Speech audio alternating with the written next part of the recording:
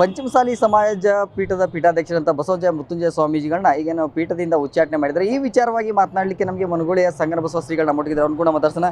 ಶ್ರೀಗಳೇ, ಈಗ ಪಂಚಮಸಾಲಿ ಪೀಠದ ಏನು ಪೀಠಾಧ್ಯಕ್ಷರಿದ್ದಾರೆ ಜಯ ಬಸವ ಮೃತ್ಯುಂಜಯ ಸ್ವಾಮೀಜಿಗಳನ್ನ ಪೀಠದಿಂದ ಉಚ್ಚಾಟನೆ ಮಾಡಿದ್ದಾರೆ. ಇದರ ಬಗ್ಗೆ ನಿಮ್ಮ ಅಭಿಪ್ರಾಯ ಏನು? ಟ್ರಸ್ಟ್ನವರು ಸ್ವಾಮೀಜಿಯವ್ರನ್ನ ಯಾವ ಆಧಾರ ಮೇಲೆ ಉಚ್ಚಾಟನೆ ಮಾಡಿದ್ದಾರೆ ಅದು ನನಗಷ್ಟು ಮಾಹಿತಿ ಅಲ್ಲ. ಒಂದು ಮಠಕ್ಕಾಗಿರ್ತಕ್ಕಂಥ ಸ್ವಾಮಿಗಳನ್ನು ಒಳಗಡೆ ಕುಂದರ್ಸಿ ತಿಳುವಳಿಕೆ ಹೇಳಿ ಮುಂದುವರಿಸ್ಕೊಂಡು ಹೋಗೋದು ಭಾಳ ಉತ್ತಮ ಅನ್ನುವಂಥ ಮಾತನ್ನು ಸಲಹೆ ಕೊಡೋಕೆ ಇಚ್ಛೆ ಪಡ್ತೀನಿ. ಉಚ್ಚಾಟನೆ ಮಾಡಬಾರ್ದಾಗಿತ್ತು. ಯಾಕಂದ್ರೆ ಇಡೀ ರಾಜ್ಯದಲ್ಲಿ ಈ ಪಂಚಮಸಾಲಿ ಸಮಾಜ ಭಾಳ ಅಂತ ಹೇಳ್ತಾರೆ.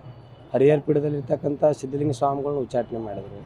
ಮತ್ತು ಕೂಡು ಸಂಘದಲ್ಲಿರ್ತಕ್ಕಂಥ ಬಸವಜಯ ಮೃತ್ಯುಂಜಯ ಸ್ವಾಮೀಜಿಯವ್ರನ್ನ ಉಚ್ಚಾಟನೆ ಮಾಡಿದರು. ಜನರು ಮಾತಾಡೋರಿಗೆ ಏನು ಅನ್ನಿಸ್ತೈತೆ ಅಂದ್ರೆ, ಈ ಪಂಚಮಸಾಲಿ ಸಮಾಜದವ್ರು ಹಣೆ ಬರ ಇದ್ದೇ ಇದ್ದಂಗೆ ಐತಿ, ಇವರು ಮಠಕ್ಕೆ ಸ್ವಾಮಿಗಳು ಮಾಡ್ಕೋತಾರ, ಉಚ್ಚಾಟನೆ ಮಾಡ್ತಾರ ಅನ್ನುವಂಥ ಜನರ ಭಾವನೆ ಮಾತಾಡ್ತಾರೆ. ಮಾಡಬಾರ್ದಾಗಿತ್ತು ಅನ್ನೋದು ನನ್ನ ಅಭಿಪ್ರಾಯ. ಈಗ ಅವರೆಲ್ಲೋ ಒಂದು ಕಡೆ ಆಸ್ತಿ ಮಾಡಿದ್ದಾರೆ ಅನ್ನುವಂಥ ಆರೋಪ, ಮತ್ತು ಗೃಹಸ್ಥರು ಅಂತ ಈಗೆಲ್ಲ ಒಂದಿಷ್ಟು ಆರೋಪಗಳು ಮಾಡ್ತಾ ಇದ್ದಾರೆ. ನಮ್ಮ ಹತ್ರ ದಾಖಲೆಗಳಿವೆ ಅಂತೇಳಿ, ಇದ್ರ ಬಗ್ಗೆ ನೀವು ನೋಡ್ರಿ, ಟ್ರಸ್ಟ್ನವರಿಗೆ ಇರುವಂಥ ಮಾಹಿತಿ ನಾನು ಹೊರಗೆ ನನಗಷ್ಟು ಮಾಹಿತಿ ಇರೋದಿಲ್ಲ.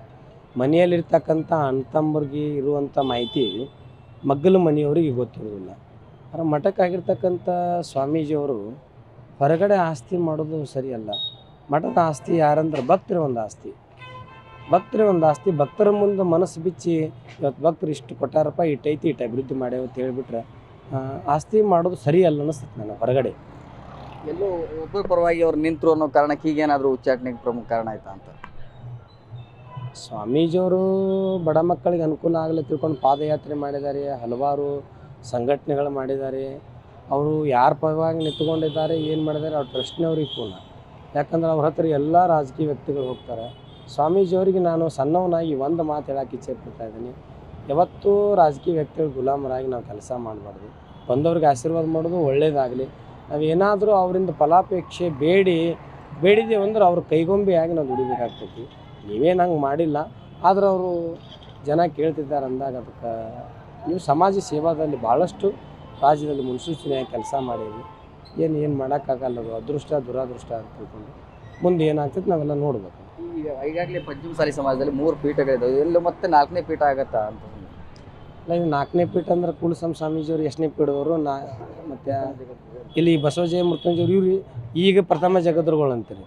ನಾನು ಅದನ್ನು ಒಪ್ಪುವುದಿಲ್ಲ. ಹರಿಹರ ಪೀಠದ ಜಗದ್ಗುರು ಡಾಕ್ಟರ್ ಮಹಾಂತ ಶಿವಾಚಾರ್ಯರು ಪ್ರಥಮ ಪೀಠದವರು.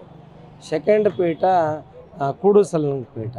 ಇವರು ಭಕ್ತರ ಬಳಿ ವೈಮಾನ ಸಾಗೋದು ಬೇಡ. ಪ್ರಥಮ ಪೀಠ ಹರಿಹರ ಪೀಠೆ ಮಹಾಂತ ಸ್ವಾಮಿಗಳ ಕನಸು ಏನಿತ್ತು? ಸಮಾಜದಲ್ಲಿರ್ತಕ್ಕಂಥ ಬಡ ಮಕ್ಕಳಿಗೆ ವಿದ್ಯಾ ಕೊಡಿಸೋದು, ಒಳ್ಳೆಯ ಶಿಕ್ಷಣ ಕೊಡಿಸೋದು, ಶಿಕ್ಷಣ ಕೊಡಿಸೋದು, ಒಳ್ಳೆಯ ಆಚಾರ ವಿಚಾರ, ಇಷ್ಟಲಿಂಗದ ಧಾರಣೆ ಮಾಡ್ಕೊದು, ಇವೆಲ್ಲವನ್ನು ಕಲಿಸ್ಬೇಕು ಅನ್ನೋಂಥ ವಿಚಾರ ಇಟ್ಕೊಂಡು ಕಾಶಿ ಪಂಡಿತರು ಅವರು ಕಾಶಿ ಒಳಗೆ ಕಲ್ತು ಇಲ್ಲಿ ಅವರು ಜಗದ್ಗುರುಗಳಾಗಿದ್ದರು.